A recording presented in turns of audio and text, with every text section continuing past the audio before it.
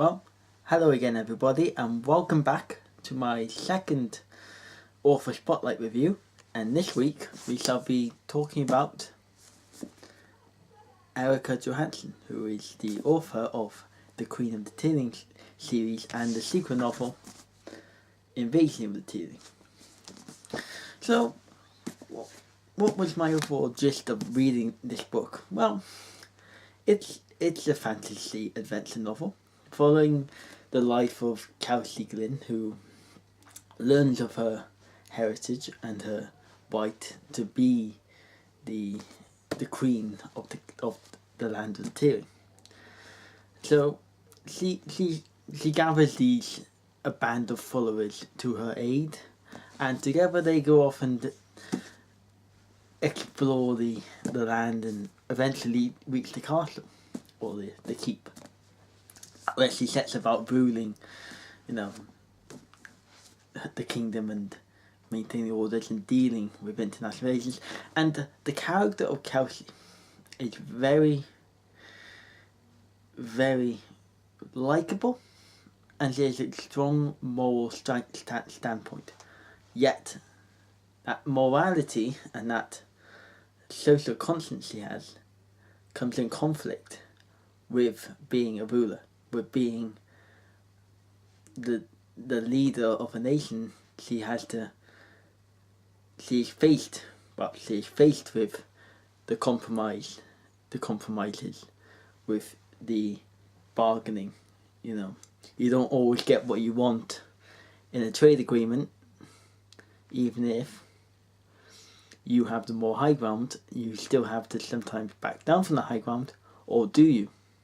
We'll explain later. Anyway, I'll read you the blurb and we'll see what you think. It was on her 19th birthday that the soldiers came for Kelsey Glynn. They came to escort her back to the place of her birth, and to ensure she survives long enough to take the possession of what is rightfully hers.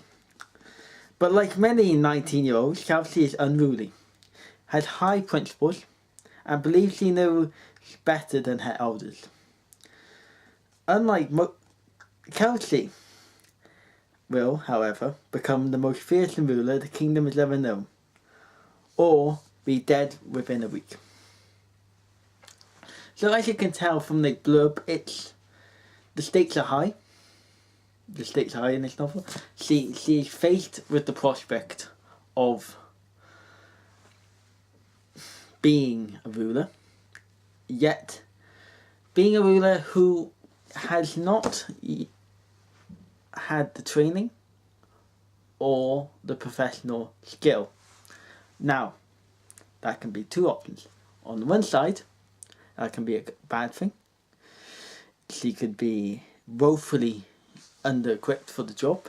Or, on the plus side, she brings fresh light to an already decaying system. Who are my favourite characters in this novel? Well, Kelsey, for a start, does hold a good moral standpoint that many of us, especially on the left, would agree with. A very progressive and liberal point of view, and she will get what she wants, regardless of if it's in line with the accepted teachings of rulers of her predecessors.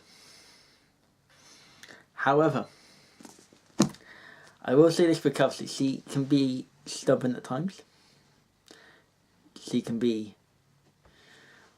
short-sighted. She doesn't really take in the whole picture like most 19-year-olds. She doesn't take in the whole picture. She tends to do an action and then later on it can come and bite her in the arse.